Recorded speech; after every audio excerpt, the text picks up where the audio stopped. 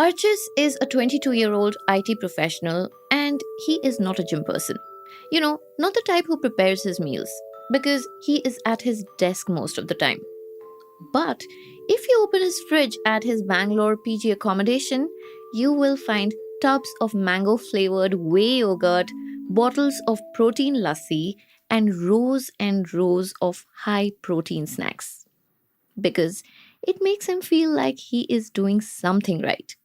And this is not the story of just one guy and what's in his fridge. This is the story of urban India and why everything from your morning idli, evening chas, late night chips, everything is claiming that it is going to help you build your muscle, boost your energy, and become the healthiest version of yourself. We've got high protein bread, protein rotis, cookies, even water, and kulfi.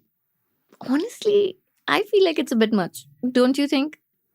The protein market in India, the infamously protein deficient country, is now worth over $1 billion.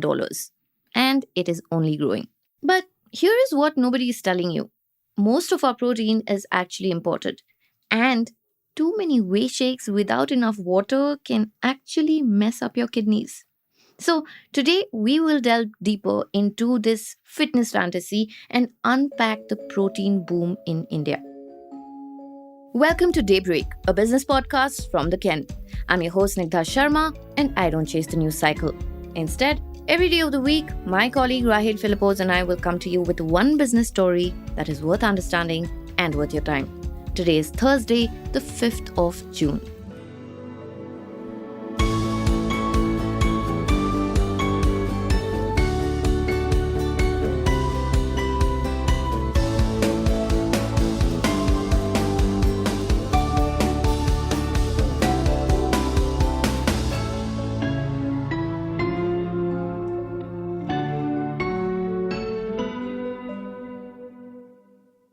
It all starts with the big protein gap.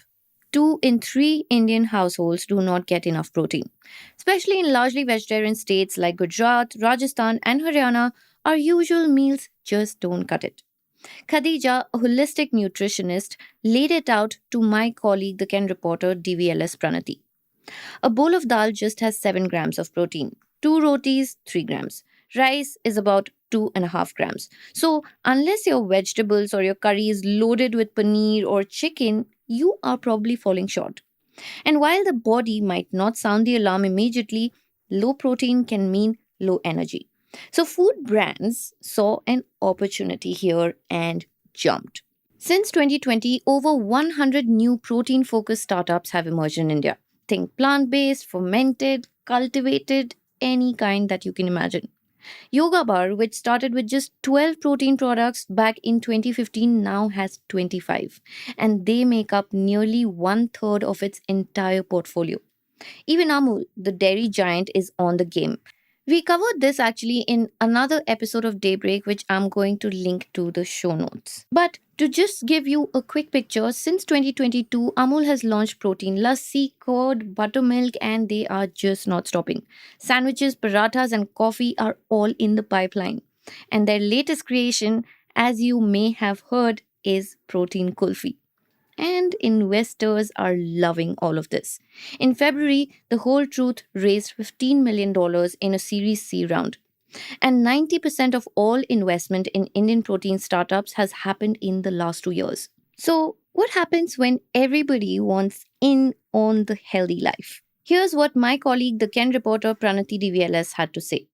So brands, like I said, they are just focusing on the concept that India is a protein deficient country. And this is something that brands have been doing since like 2016-17, from the time brands have realized, that there is a protein deficiency in the country.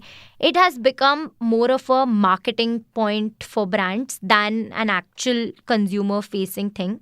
This is, I think, a common problem across industries where when, VCs start putting in money into brands, they tend to become less consumer minded and catering to consumers and more growth minded.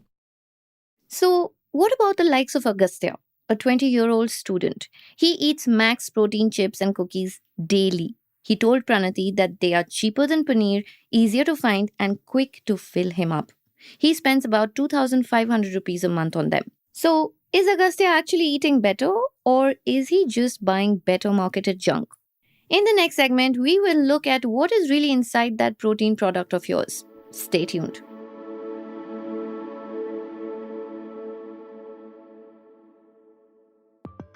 Hi, I am briefly pausing this episode to make a very special announcement. On June 21st at the Bangalore International Centre, the Ken is bringing together a pretty extraordinary panel for a one of a kind discussion on how we can lead healthier and happier lives. We'll be joined by Olympic swimmer Nisha Millet, Vice Chairman of the Narayana Health Hospital Group Viren Shetty, and finally, Dr. Syriac Abby Phillips, aka the Liver Dog. Join us for what promises to be an insightful, vibrant discussion that covers a whole range of topics. From how to get great sleep, to attaining mental clarity through workouts, to which supplements matter, to how to take care of aging parents and growing children, you get the drift. That's not all. We also want your help to shape this discussion. So send us your questions for Nisha, Viren, and the Liver Doctor, and we will take care of the rest. All the details about the event, where to purchase tickets, and how to submit your questions will be in the show notes. We hope to see you there. And with that out of the way, let's get back to the episode.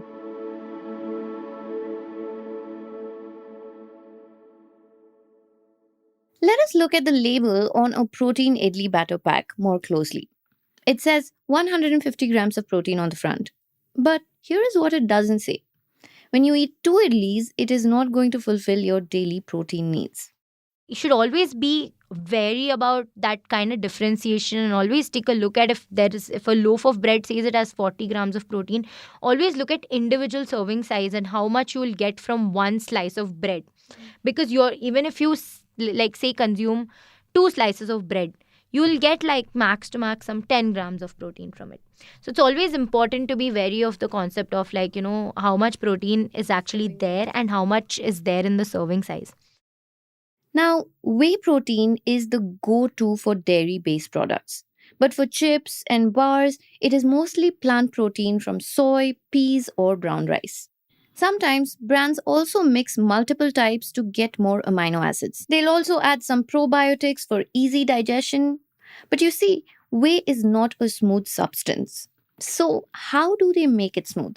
That is probably sunflower lecithin, which is a kind of fatty substance that is used to make things smooth. But you know who's the real hero for these brands trying to make protein taste good? It is sugar.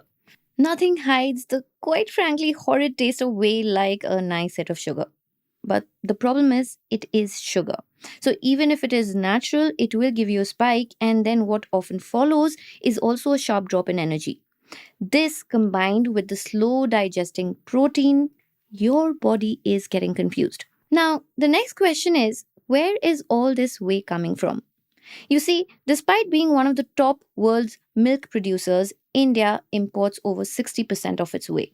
Because our dairy industry focuses on milk, ghee, and paneer, not on cheese. And cheese is what gives you whey as a byproduct. Also, turning that whey into isolate or concentrate is an expensive process. So most of it comes from Ireland, especially from the nutrition giant Glanbia. Only a few like Amul make whey in-house in India, but their version only has 30 to 35% protein, and sports supplement makers want 80 to 90%. So, what do brands do?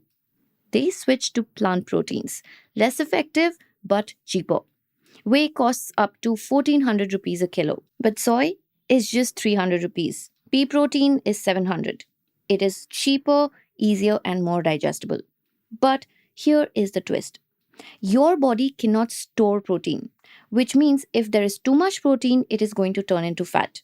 And too much whey without enough water can also lead to kidney issues. Then there is also the measuring of protein problem. The common methods, which are Keldal and Dumas, measure nitrogen, but they cannot tell the difference between protein and other nitrogen rich stuff, which means even toxins. That is how bad actors can sneak things in and still label it high protein. One 2024 study found that 70% of protein supplements in India were mislabeled. 14% had toxins.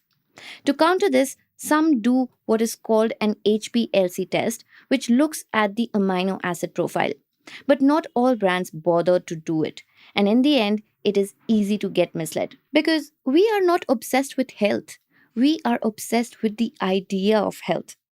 Check how much is the amount of natural sugars that they've added. If they say that the product has natural sugars, even if they say they have added something like monk fruit, check how much of that is monk fruit, how much of it has,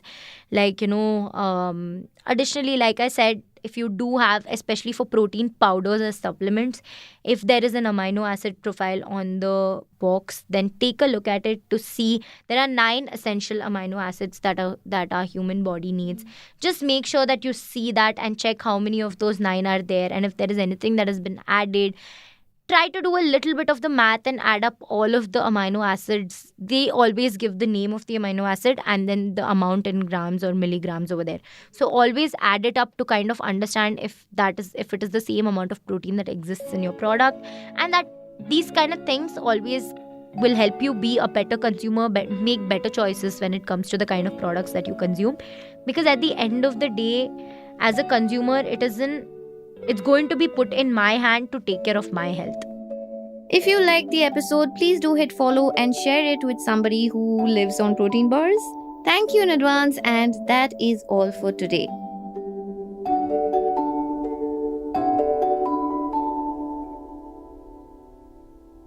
Daybreak is produced from the newsroom of The Ken, India's first subscriber-focused business news platform.